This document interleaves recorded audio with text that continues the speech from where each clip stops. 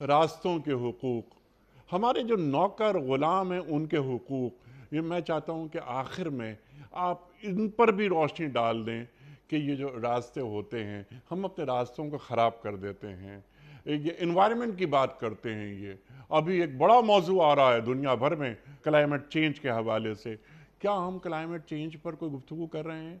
کیا مسلمان دنیا اس پر کام کر رہی ہے؟ اللہ اکبر۔ تو ڈاکٹر صاحب وائنڈ اپ کر دیجئے گا، کلوز کیجئے گا کہ نوکروں کے حقوق، راستوں کے حقوق، یہ بیان فرمائیے۔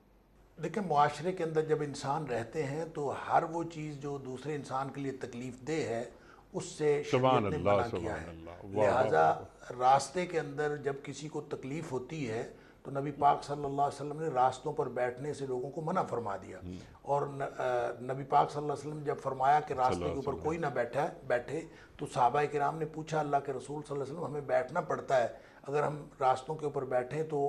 کیا اجازت نہیں ہے؟ نبی پاک صلی اللہ علیہ وسلم نے فرمایا کہ راستے کے اوپر بیٹھو تو پھر راستے کا حق ادا کرو۔ اور انہوں نے پوچھا کہ راستے کا حق کیا ہے؟ تو نبی پاک صلی اللہ علیہ وسلم نے فرمایا کہ راستے کا حق یہ ہے کہ آپ وہاں سے کسی بھی گزرنے والے کو تکلیف نہ پہنچائیں، اور جو شخص بھی ہے وہ وہاں سے گزرتے ہوئے تکلیف محسوس نہ کرے، اور آپ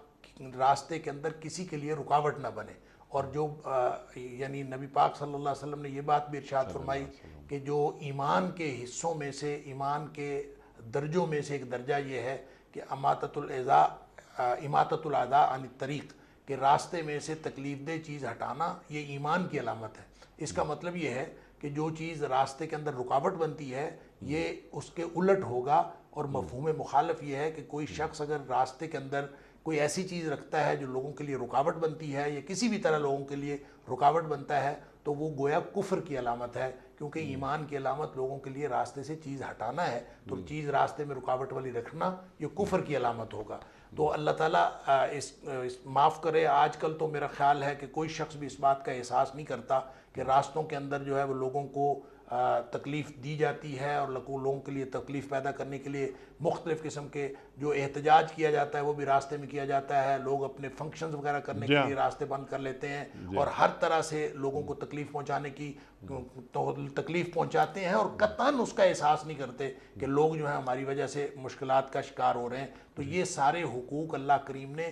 متعین کیے ہیں، اگر ان حقوق کا خیال نہ رکھا جائے گا تو ظاہر ہے قیامت والے دن بھی ہم اللہ کے ہاں جواب دہ ہوں گے، اور دنیا میں جو اس وجہ سے انسانوں کے درمیان تفریق پیدا ہو رہی ہے وہ بھی ان کے حقوق کی ادائیگی